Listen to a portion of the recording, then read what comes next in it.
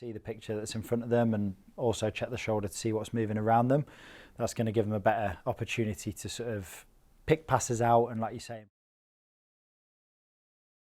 What key coaching points would you give to players to help them work on passing?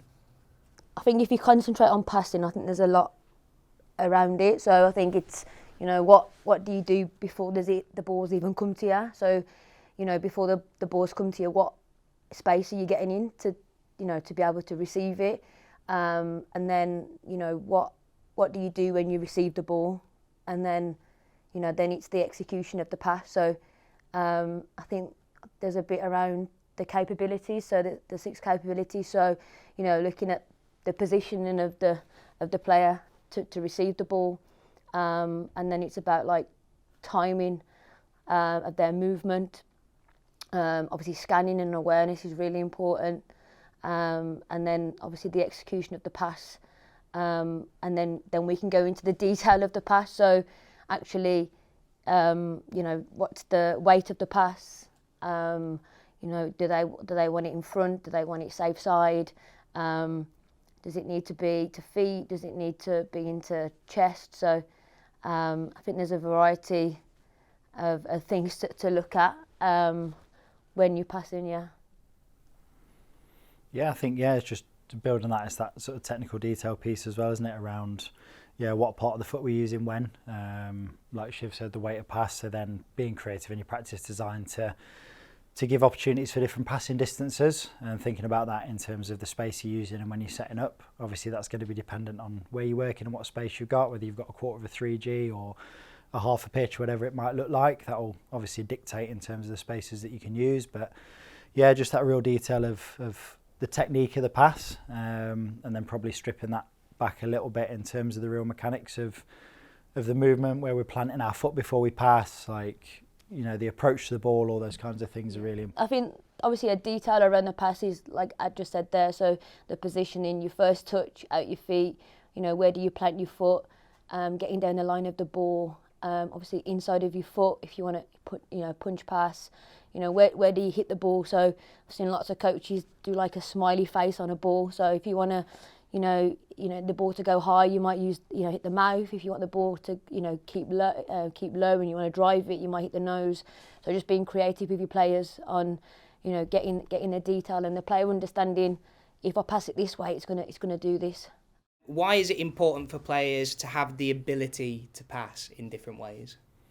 Yeah, I think the ability to pass in different ways is really important because the game is random. So we can control a certain amount of stuff at training, but as soon as players cross the white line and there's a live game, the pictures change, and they change in an instant, and the opposition are trying to get the ball and bodies are moving and people are getting in the way.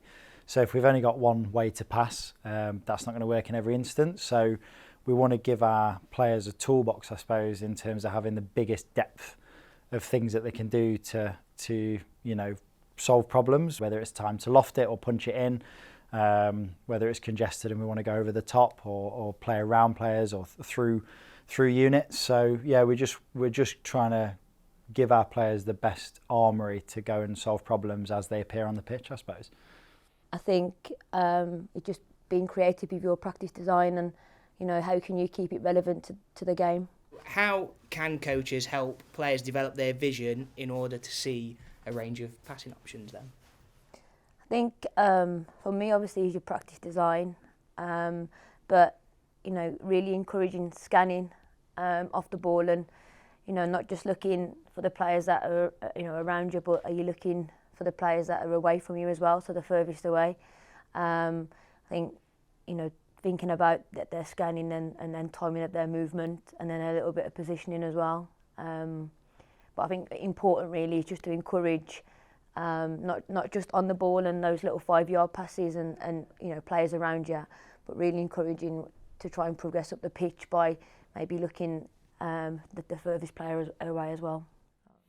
Yeah, and I think as well, sort of coming back to those foundation phases and that real importance that players are comfortable on the ball.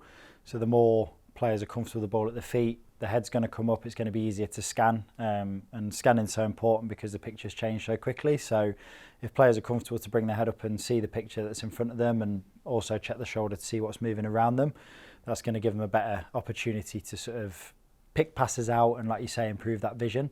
In practice design, how do you feel in training that you'd be able to get players to acknowledge that actually maybe there's a 2v1 situation, it's better to pass there? How would you end up doing that in practice design?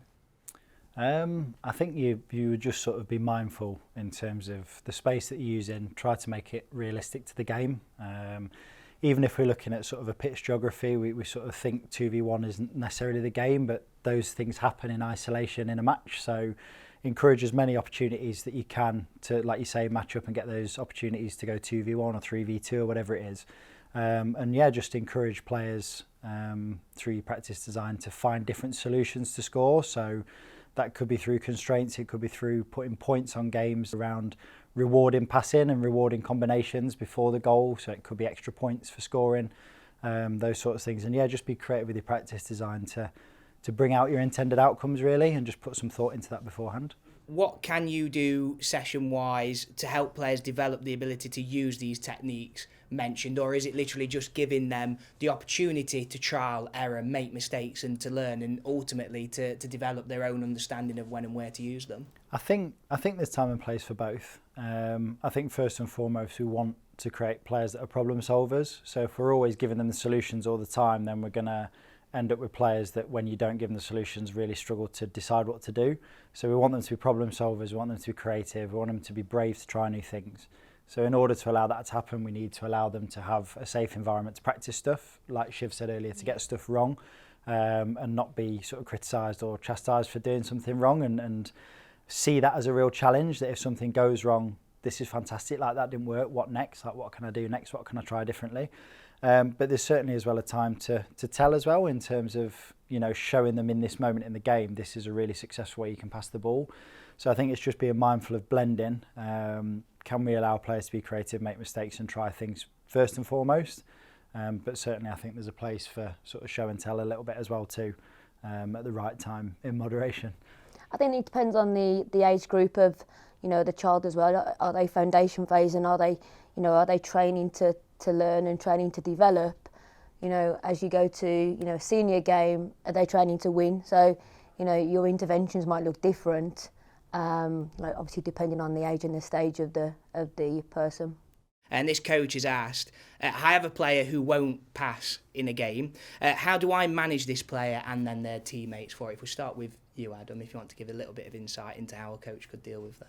Yeah, so I guess it's probably really, really important to just give the player lots of opportunities to self-reflect. So if we can encourage players to be self-reflective, potentially subtly ask questions around what players could have done differently in certain moments of the game, especially if they've lost possession or lost the ball, that might be a really good opportunity for the player to sort of self-correct, and then find opportunities to be able to pass in the future.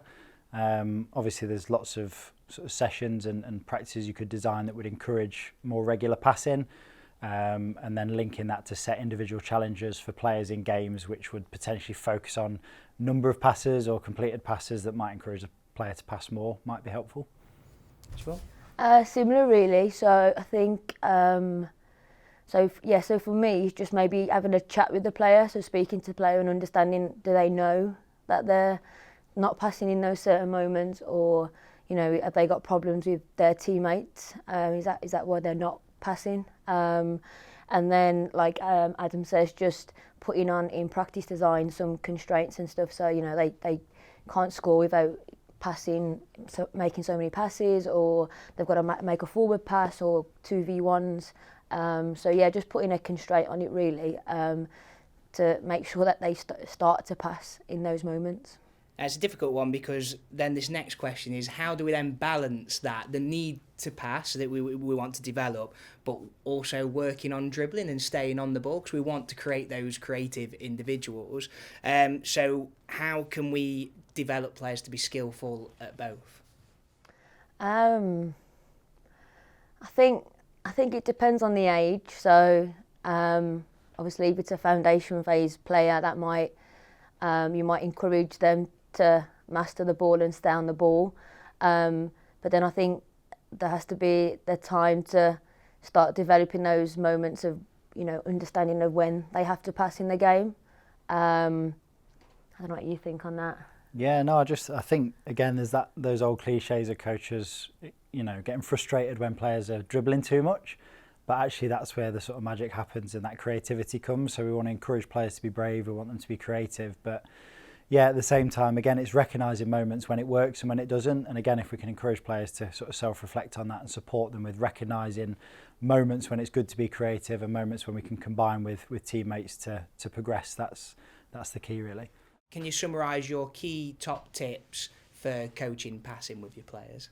For me, I would say just lots of opportunity to practice. So if we want to work on passing, they need to have the opportunity to do it.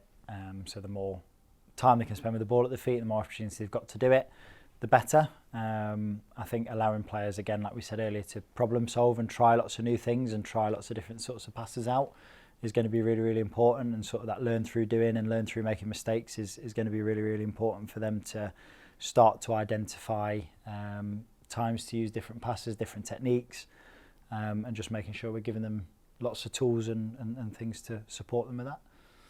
Yeah, I agree. I think that foundation phase is just, like Adam says, opportunity, but how can you make it fun as well so they want to pass?